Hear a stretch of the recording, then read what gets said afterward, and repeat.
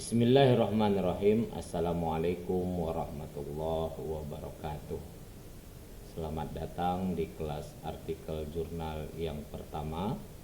Ini adalah perkuliahan kita yang pertama, yaitu bagaimana kita memetakan pengetahuan yang ada dalam diri kita tentang penulisan artikel jurnal. Saya berkesimpulan bahwa seharusnya dan semestinya jika kita semua adalah mahasiswa di era digital, itu semestinya bisa dan mampu untuk menulis jurnal. Landasan akademik, landasan sosiologis ada, dan itu yang akan kita saksikan di video kali ini. Mahasiswa-mahasiswi sekalian, perlu diketahui bahwa ketika kita hidup di era digital, kita dituntut untuk mampu berkompetensi di abad ke-21. Para pakar ahli sudah menetapkan bahwa mereka yang bertahan hidup, mereka yang bisa menghadapi kendala dan problematika kehidupan di abad 21 adalah mereka-mereka yang mempunyai 4CS. Kompetensi ini yang semestinya dilatih, dibiasakan, dan dimiliki oleh mahasiswa-mahasiswi yang hidup di era digital. Dan saya yakin kita semua adalah mahasiswa-mahasiswi yang hidup di era digital ini dan dituntut untuk satu, mampu berpikir kritis untuk menghasilkan satu buah solusi untuk menyelesaikan satu buah permasalahan. Kita bukan membuat masalah, kita bukan masalah, tetapi kita harus berniat dan menetapkan hati bahwa hidup harus menyelesaikan masalah. Maka proses critical thinking sangat penting. Ketika sudah kritis hidup kita, ketika sudah kritis pandangan kita, maka apa yang dituntut selanjutnya adalah mampu mengkomunikasikannya ke orang lain. Kita tidak hidup sendiri, kita tidak hidup di dalam kamar saja, tetapi kita hidup di alam yang mana batas-batas kehidupan itu sudah terdobrak habis. Kamu bisa tinggal di kamar, tetapi kamu mengetahui apa yang ada dan terjadi di luar kamarmu. Kamu bisa saja hidup di satu lingkungan, tetapi kamu bisa tahu apa yang terjadi di lingkungan bahkan negara lain di belahan dunia yang lainnya. Ini yang harus juga kita kuasai tentang kompetensi hidup di abad ke-21. Bahwa selain berpikir kritis, kita harus mampu mengkomunikasikannya. Bahwa besok ada beberapa di antara kamu yang tidak bisa untuk hadir di perkuliahan karena alasan pemilihan umum, itu adalah kendala. Ketika kita berpikir kritis dan kemudian mengkomunikasikannya, maka video ini menjadi pengantar bahwa kita tetap kuliah dan kita tetap punya tugas untuk menghadapi hari esok. Maka kita pelajari apa yang ada di video ini. Kompetensi selanjutnya kolaborator. Tadi sudah dikatakan bahwa kita harus bisa mengkomunikasikan ke orang lain, maka yang dituntut selanjutnya adalah kita bisa bekerja sama dengan orang lain. Hidup itu kalau sendiri tidak akan menguntungkan. Hidup bersama itu jauh lebih menguatkan. Kita dalam Islam di pesantren punya falsafah ukhuwah Islamiyah. Ukhuwah Islamiyah itu dalam koridor keagamaan sekaligus kehidupan kita. Apakah kemudian ukhuwah Islamiyah itu kemudian ada ukhuwah insaniyahnya? Jelas kita menghadapi dan menghargai kehidupan manusia. Apakah ada ukhuwah watoniyahnya? Jelas juga bahwa kita hidup di Indonesia dan memikirkan Indonesia. Maka kompetensi ini mutlak hukumnya dan wajib hukumnya kita miliki. Dan yang paling akhir adalah siapapun yang hidup harus punya kreasi, harus punya karya. Hidup tanpa karya itu bagaikan orang yang cuma numpang lewat hidup. Berapa banyaklah orang yang lahir di dunia ini, tetapi berapa banyak pula yang diakui. Mereka yang diakui adalah mereka yang memproduksi karya-karya yang baik.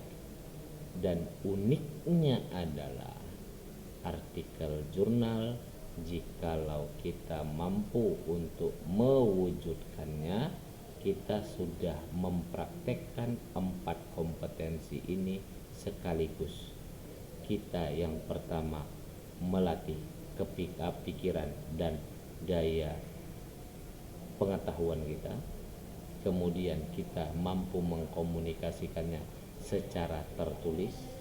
Bahkan kalau misalnya kamu ikut konferensi lisan sekaligus, kita berkolaborasi dengan para ilmuwan lainnya, dan kita punya karya dalam kehidupan. Janganlah pula ketika kita meninggal dunia yang kita tinggalkan hanya 2 tulisan. Yang pertama adalah kapan kita dilahirkan, dan kemudian kapan kita wafat, yang itu tertulis di batu nisan. Indah rasanya kalau misalnya kita hidup, kita punya karya bagaikan ulama-ulama terdahulu yang hidup dan kemudian karyanya dibaca hingga kini meskipun mungkin jasadnya sudah mati. Mahasiswa-mahasiswi sekalian, itu argumentasi umum dari pentingnya pengetahuan tentang artikel jurnal. Bagaimana argumentasi khususnya? Argumentasi khususnya adalah perkembangan dunia pendidikan tinggi khususnya itu telah menetapkan bahwa ada pasal 6 dan pasal 7 mengenai SKL, yaitu bagaimana lulusan kompetensi atau lulusan perguruan tinggi mencapai pembelajarannya. Yang pertama, mahasiswa itu disiapkan sebagai anggota masyarakat yang beriman, bertakwa, berakhlak mulia, berkarakter sesuai dengan nilai Pancasila, mampu dan mandiri untuk menerapkan, mengembangkan, menemukan ilmu pengetahuan dan teknologi yang bermanfaat bagi masyarakat, serta secara aktif mengembangkan potensinya. Ini adalah capaian standar kelulusan atau standar kompetensi lulusan semua S1 yang ada di Indonesia, bahwa mereka dipersiapkan untuk menjadi anggota masyarakat yang beriman, bertakwa, berakhlak mulia. Itu pastinya sudah ada dan sudah dipersiapkan dalam mata kuliah semuanya. Yang menariknya adalah pasal 7 poin D, kemampuan intelektual untuk berpikir secara mandiri dan kritis sebagai pembelajar sepanjang hayat. Bahwa mungkin kamu mendengar bahwa menulis artikel sekarang tidak wajib. Iya, betul, tidak wajib di tataran teori.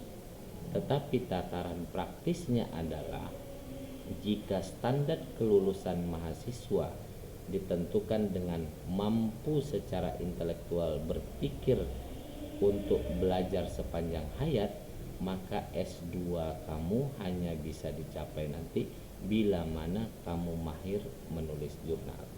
Kamu ingin menyambung S3 sebagai bukti kamu belajar sepanjang hayat, itu juga harus menuntut kamu piawai dan kompeten untuk menulis jurnal. Maka secara umum ataupun khusus, artikel jurnal ini adalah kompetensi yang wajib untuk dimiliki oleh mahasiswa yang benar-benar ingin menjadi profil lulusan satu buah perguruan tinggi. kalaulah yang kamu incar hanyalah ijazah selembar itu, kalaulah hanya yang kamu incar hanyalah foto ketika wisuda selesai satu hari, tetapi apa yang mau kita capai adalah bagaimana proses kita berpikir kritis, berkolaborasi, berkomunikasi, dan kemudian menciptakan satu buah karya. Itulah yang akan kita praktekkan di mata kuliah kelas artikel jurnal ini.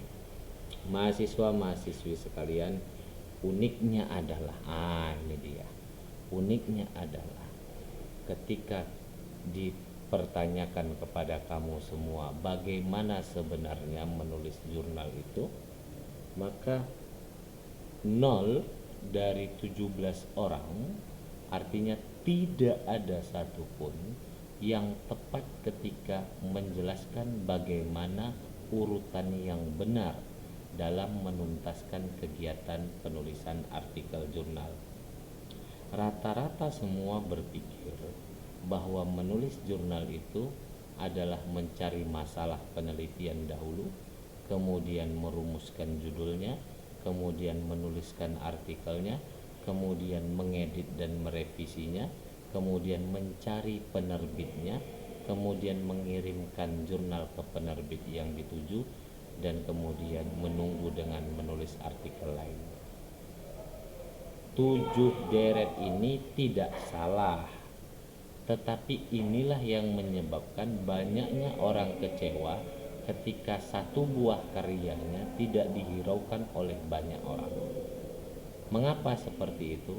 Karena dia menulis untuk kepentingan dirinya dan kemudian diserahkan kepada orang lain untuk dipaksa membaca, yang akhirnya hanya mengkritisi. Sama dengan skripsi ataupun tugas akhir kamu. Tugas akhir kamu itu sebenarnya harusnya diurutkan melalui ini. Yang pertama itu kamu harus menentukan dulu bahwa skripsi kamu atau artikel jurnal kamu itu mau dibaca oleh siapa, mau diterbitkan oleh siapa, siapa yang paling berkepentingan untuk itu, sehingga kamu bisa menulis sesuai dengan maunya mereka, dan apa yang kamu kreasikan atau tuliskan itu benar-benar bermanfaat setidaknya bagi mereka. Jika kamu mulai dengan permasalahan yang kamu ketahui, apa yang kamu ketahui belum tentu bermanfaat bagi orang lain. Tetapi kalau misalnya kamu dahulukan apa kebutuhan orang lain untuk kemudian kamu tawarkan satu gagasan yang bagus, maka itulah sebenarnya critical thinking dilatih. Bagaimana kita memecahkan masalah orang lain. Maka fokuslah kepada nomor 5 terlebih dahulu, mencari penerbit yang akan menerbitkan jurnal. Kalau kasus skripsi, mencari pembimbing yang bisa untuk diajak diskusi dan mendalami apa yang menjadi tema nantinya perbincangan skripsi. Manfaatnya dulu yang harus kita gali. Setelah kita galilah untuk siapa dan diterbitkan oleh siapa jurnal itu, barulah kita tawarkan bagaimana kalau solusinya seperti ini. Itu langkah kedua, dan itu nanti akan kita dalami di pertemuan-pertemuan selanjutnya. Ini masih pertemuan kedua yang akan membahas bagaimana langkah pertama. Tapi secara singkat saya baca langsung semuanya.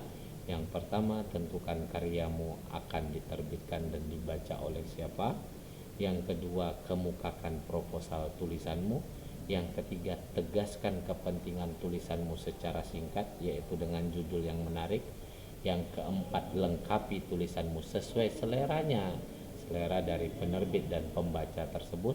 Yang kelima, maksimalkan dengan editing dan revising. Yang keenam, kirimkan dan biarlah dirinya yang menentukan keputusan. Maka sebenarnya tidak harus ada orang dalam, tidak harus membayar, tidak harus melobi-lobi dulu, bahwa yang namanya keberuntungan tulisan itu kembali kepada poin pertama, bermanfaatkah untuk si penerbit atau untuk si pembaca tulisan yang kamu buat. Dan akhirnya hasil atau karya itu akan membutuhkan proses yang lama, dan menunggunya adalah dengan berkarya dan menulis karya lainnya. Maka mahasiswa-mahasiswi sekalian, untuk pertemuan kali ini fokuslah kita kepada langkah yang pertama. Siapa yang akan membaca? Kalau siapa yang akan membaca, siapa yang akan menerbitkan, kamu bisa mencarinya di Open Journal System. Silahkan klik atau ketik di Google-mu Garuda Garba Rujukan Digital yang diterbitkan oleh Kemendikbud. Di situ ada beratus-ratus, atau itu ada 21.877 jurnal yang diterbitkan di Indonesia dengan penerbit Indonesia, dan itu bergerak di bidang banyak, yang di banyak bidang. Silahkan untuk dicari di sana siapa pembaca yang tepat untuk membaca karyamu. Karyamu yang mana? Di video yang lain kita bicarakan. Ini untuk Kemendikbud. Adapun untuk Kemenak, silahkan ketik di moraref.kemenak.go.id. Di situ ada pilihan artikel, ada pilihan jurnal. Silahkan diketik dan dicari pendidikan Islam, pendidikan bahasa Arab, manajemen pendidikan Islam, ada banyak, dan waktunya berselancar.